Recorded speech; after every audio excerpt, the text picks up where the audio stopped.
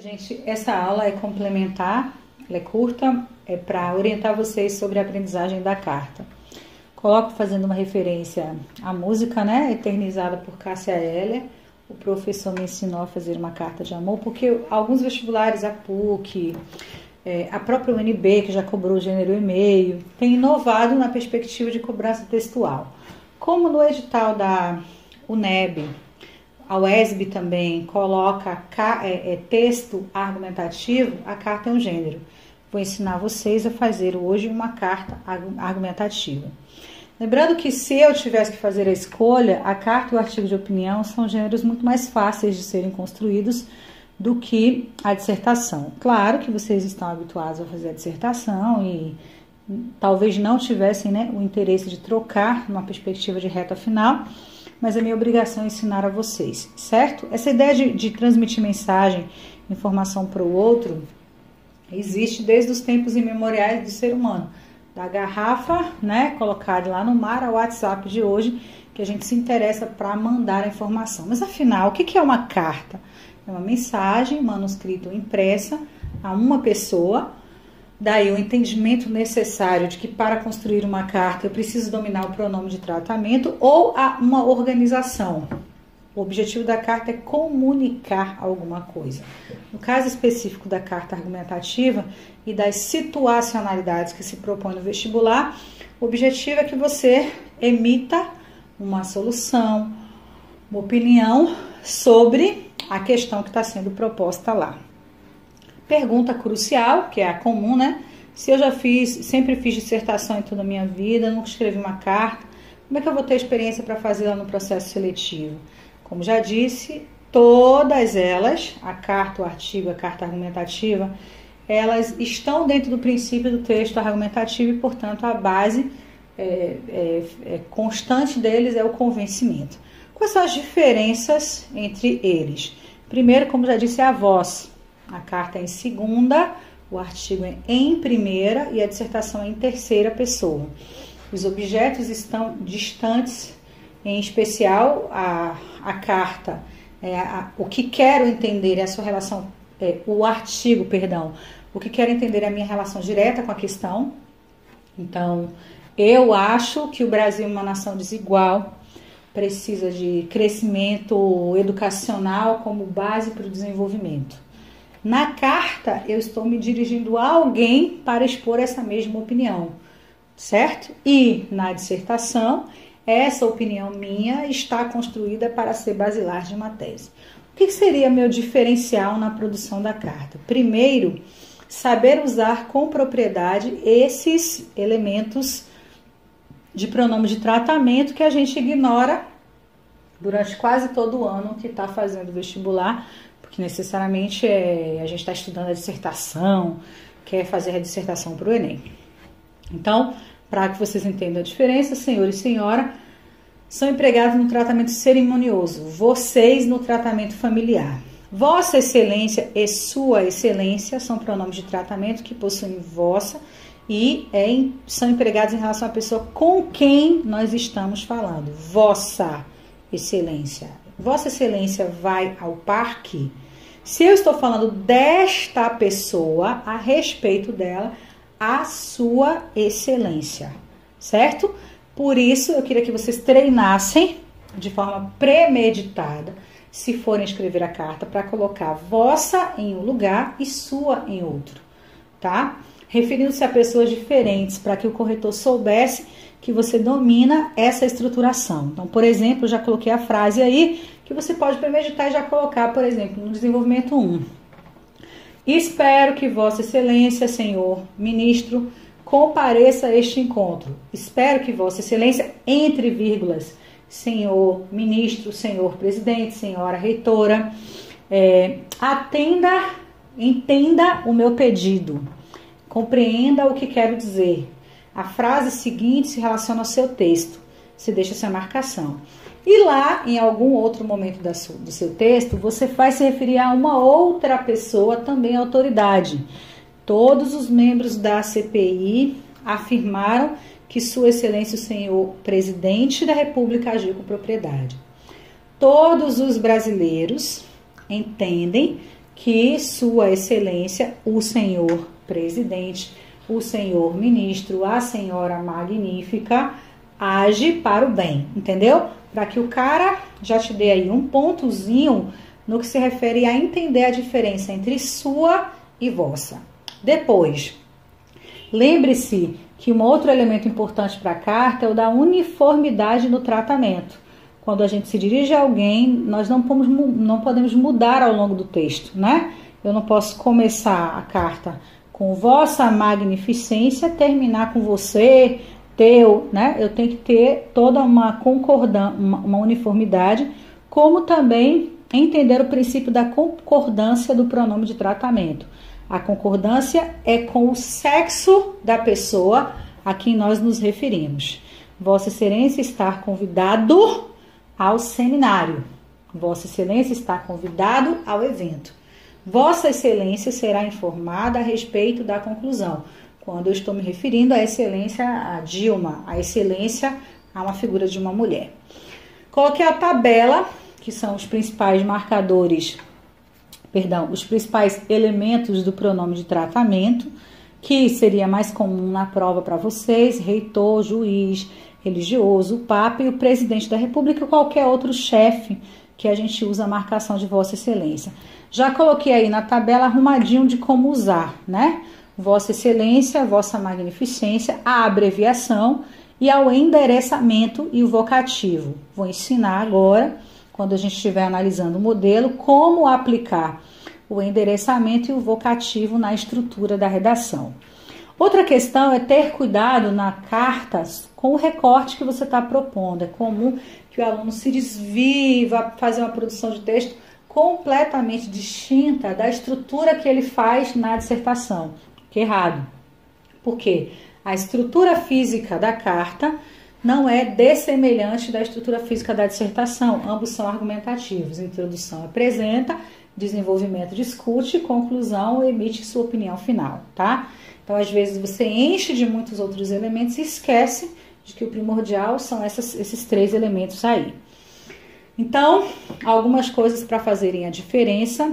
Espera-se na sua carta a sua opinião, obviamente, mas ela precisa ser legitimada.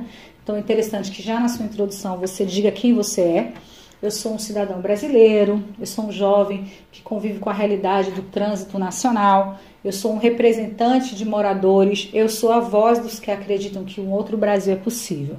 Lembrando que em alguns temas, esse quem você é já está definido na proposta.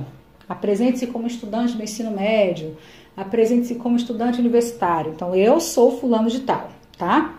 O ideal, veja que o próprio modelo que nós estamos mandando para vocês já aparece aí na introdução, é que você faça isso na sua introdução, para que dê legitimidade, porque eu me apresento e começo a falar, e na cabeça do cara, quem é você? Né? Então, eu sou fulano e gostaria de falar com o senhor sobre isso, tá certo?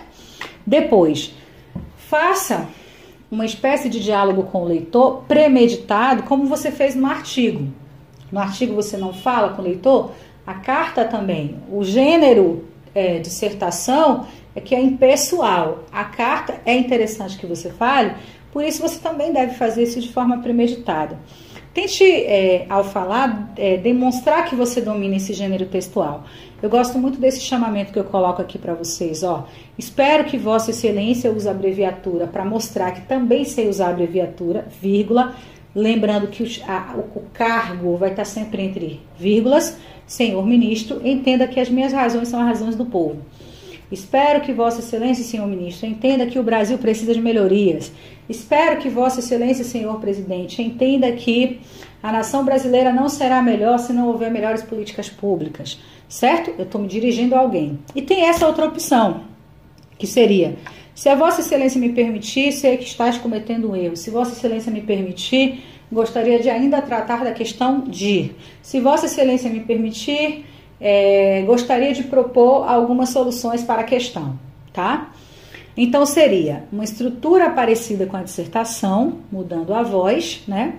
Deixe os períodos normais, introdução, desenvolvimento e conclusão. brinque na abertura, puxando um assunto em comum, para que o corretor já perceba que você domina o gênero e é diferente, não vá com vem por meio desta, né? Para Michel Temer, por exemplo, você poderia começar, né? Como vai, Vossa Excelência? Imagino que ocupado com a transição do processo político nacional. Então, eu estou, né, demonstrando. Evite qualquer espécie de ironia, né? Como vai, Vossa Excelência, presidente Donald Trump? Imagino que é ocupado em me espionar.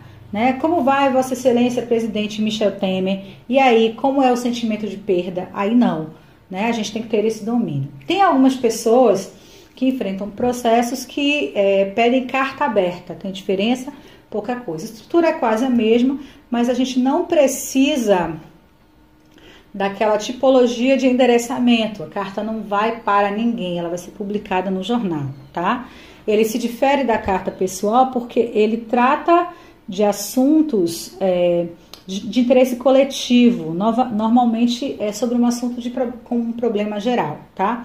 Ela é utilizada muito mais como forma de protesto, como um alerta, como conscientização da população, quando a gente se dirige a alguém com certa influência, né?